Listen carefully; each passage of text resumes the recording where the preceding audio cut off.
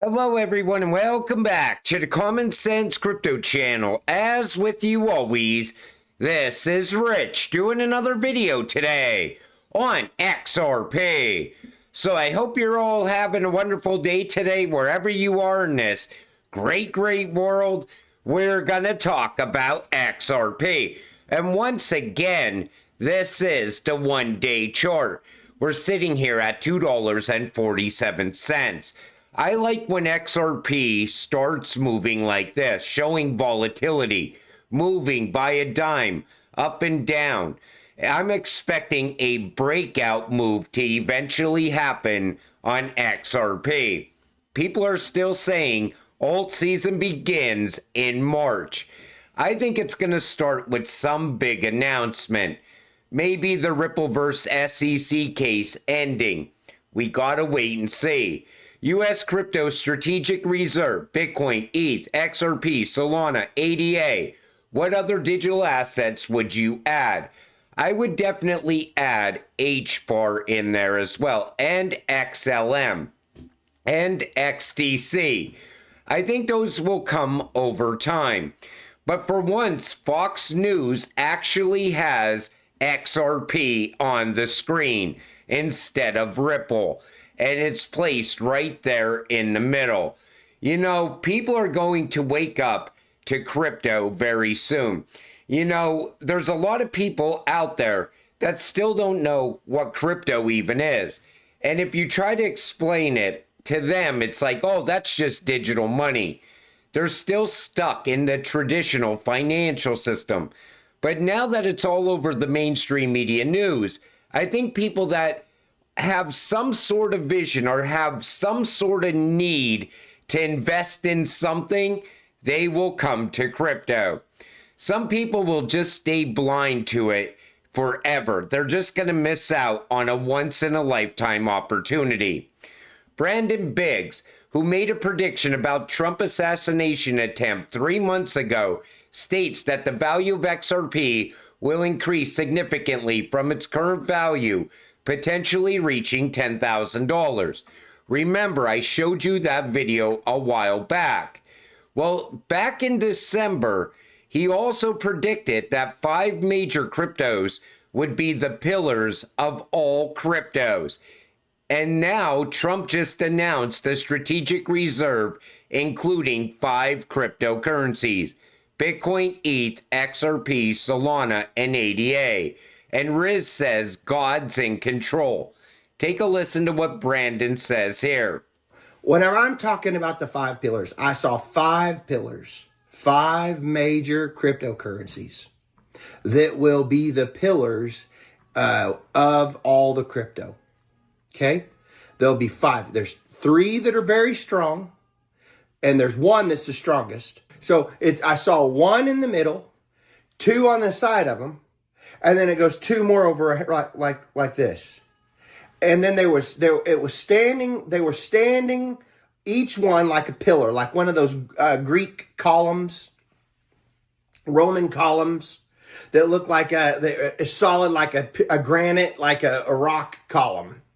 And there were support systems on the columns. The Holy Spirit showed me support systems on these columns, which were other cryptocurrencies that will line up with the function of those main ones. And there was probably like 5 or so. I don't know. I'm trying to, because each one in the vision when I was looking at it, it looked like some of them had a little bit more than others. So what do you think? Do you think he actually had a vision coming from God showing him the 5 cryptocurrencies that are part of the strategic reserve? And honestly, the way he just talked, it kind of describes how all these other cryptocurrencies are propping it up. It sounds like the new financial system that's coming.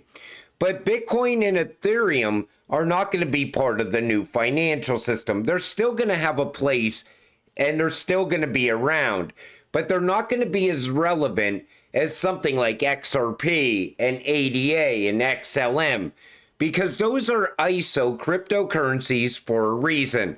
They're built to move the world's money. But so far, Brandon Biggs has got all of these predictions correct up until now. So will we see a $10,000 XRP next? Vincent Van Code put this out earlier today as well. I'm going to leave this here, my theory of how U.S. government will buy XRP escrow at $10,000 each using T-bills. ChatGPT analyzed the scenario for me. Yes, the U.S. government could buy a XRP escrow at a fixed $10,000 per token using treasury bills, and this would effectively set the global price at that level. Here's how this scenario might play out. How the U.S. could buy XRP at 10K. Off-market escrow purchase. The U.S. Treasury or a special financial entity like the Federal Reserve or IMF negotiates directly with Ripple Labs to acquire the XRP escrow. They agreed on a fixed price of 10K per XRP. Instead of paying cash, the U.S. issues T-bills, which Ripple can hold as reserves, use as collateral, sell on secondary markets for liquidity. Global price pegging. Once the U.S. purchases XRP at 10K, that price becomes the benchmark. Other governments and institutions must follow, or they risk being priced out of global finance. If the IMF, BIS, or Federal Reserve endorses XRP as a reserve asset, it would effectively lock into this valuation. Why the U.S. would do this? Prevents market manipulation by China and other nations. If China or another country buys and dumps XRP, it won't crash below 10K because the U.S. holds the majority in escrow. This prevents a financial war where hostile nations weaponize XRP against the global system. Strengthens the U.S. dollar while phasing it out. If XRP is pegged at 10K, it means all global settlements must use XRP. The U.S. can still control global finance while moving to a post-USD system. T-bills remain valuable as Ripple and other holders must interact with USD-denominated assets. Prepares for a blockchain-based financial system. XRP at 10K could be the backbone of a new global economy. And then it goes on to say, could this actually happen? Yes, if the U.S. wants to control the future of finance, buying XRP at a high price is a logical step. The IMF and Federal Reserve would need to support this shift. Other countries would have no choice but to adopt XRP or risk being left out of the new global economy. And what would happen to XRP holders? If XRP is set at 10K, current holders instantly become millionaires. Governments might regulate retail ownership, requiring conversion into CBDCs. I don't think that's going to happen.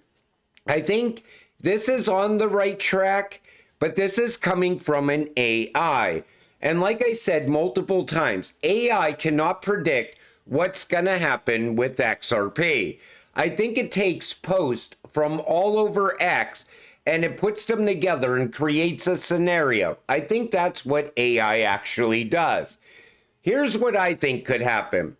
Ripple donates some escrow to the U.S. government for the strategic reserve, or the U.S. government buys it off of the market.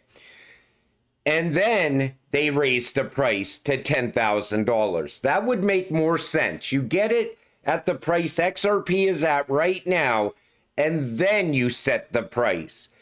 Then that would change everything going forward. I also do not believe that the government is going to require you to convert your XRP into CBDC, because I still believe there's going to be a third rail in finance. I think you're going to have cash, you're going to have central bank digital money, or just digital stable coins, and then you're going to have the crypto system, where people that were smart enough to buy crypto early on, they would transact over that rail. because it would make more sense. Why would anyone want to sell their XRP into central bank digital currencies? It makes no sense to me. And even the ECB, the BIS, talks about multiple rails in the future. And I still believe crypto is going to be one of those rails. Now, could this happen? Absolutely. Anything is possible. Is this how we get to a $10,000 XRP? We will find out, I'm sure, in the very near future.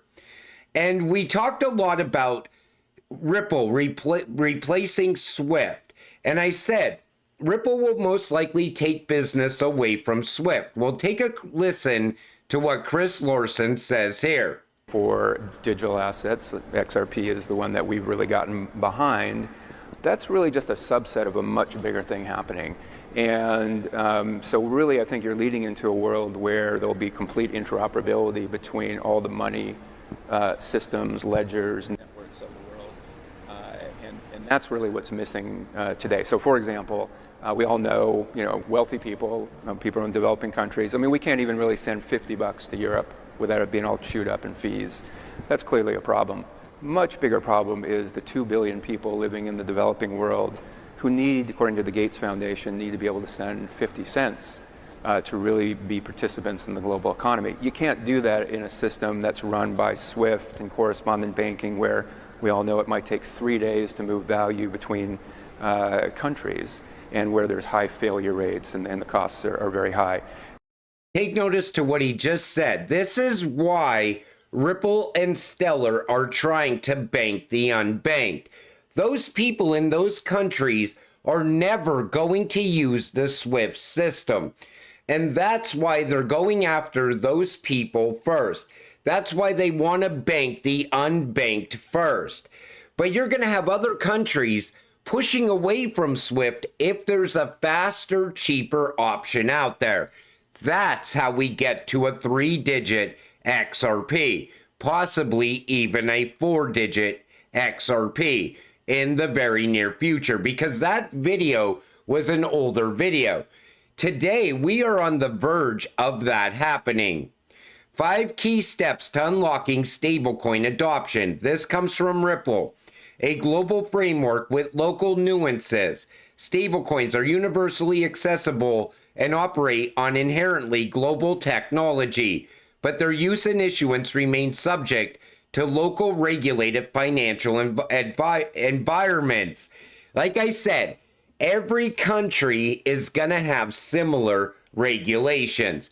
The regulations are not going to be that much different from MiCA all around the world. Operational best practices for issuers. As stablecoin adoption and utility grows, stablecoin issuers must prioritize measures that support operational transparency and reliability. You don't want a stablecoin depegging. Once it depegs, all of a sudden, it comes crashing down. You can't have that happening time and time again. We've seen that with UST. And soon, most likely, we will see that with USDT as well. That's why Ripple, they're over-collateralized on RLUSD. Building a compliance-first culture. If you're not going to follow the rules, most likely your stablecoin will be regulated out of every single country around the world over time. Secure custody practices for enterprise. Like I said, custody plays a key role here, and so does AML, anti-money laundering, and KYC, know your customer. We see that happening with exchanges as well.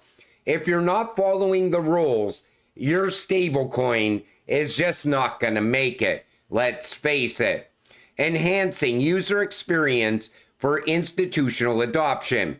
This is the biggest one, because you got to make it easy to onboard. Institutional adoption of stablecoins for applications such as cross-border transactions or treasury management hinges on creating an intuitive user experience that balances compliance with efficiency. The goal should be to integrate stablecoins without requiring end users to become experts on the underlying technology. You have to make it simple to onboard. Same thing is going to happen with crypto payments. If you don't make it easy, nobody's going to want to use it. If something is taking too long to transact and it's too expensive, it's never going to see adoption. This is why I always told you, you're not going to see mass adoption of Bitcoin. It's just not going to happen. It's too expensive and it's too slow. But if you have a cryptocurrency that is fast and cheap to use, everybody will want to use it. But I wanted to do this video today because I wanted to point out, that 10K is possible now that the government is involved with crypto. But it gets there in a bunch of different scenarios. XRP, everybody always said it's built to be a 5-digit asset. It's built to serve every single person on the planet. And it's going to move a lot of money. But just imagine if the US was to buy XRP at $2.47 and then later they pegged the price to 10K. That would change everything going forward. And I don't think that the US is going to seize your XRP or force you to transfer it into central bank digital currency either. I think ChatGPT got that part wrong. And think about it like this. If somebody's rich, do you honestly think they're going to be using the central bank digital currency system? Absolutely not. They're going to want to transact outside of that system. I think that's why the ECB and the BIS said there's going to be multiple rails, multiple payment rails, because they were already looking ahead, knowing that billionaires are not going to be living on the CBDC system. Rich people and people that were smart enough to buy XRP early will be using a different system. I pointed that out in a lot of videos in the past. And as we're getting closer to digital money now, we're going to start to see those parallel systems open up. We just don't know quite what they look like yet. But, I don't know if Brandon Biggs is right or not, but so far, he's been right 3 times in a row. Until it all happens, stay patient, stay positive, and let's get rich together. With that said, I'm going to wrap up this video. I want to thank you all for watching. I appreciate all of you. I'll see you in the next one. Have a great night.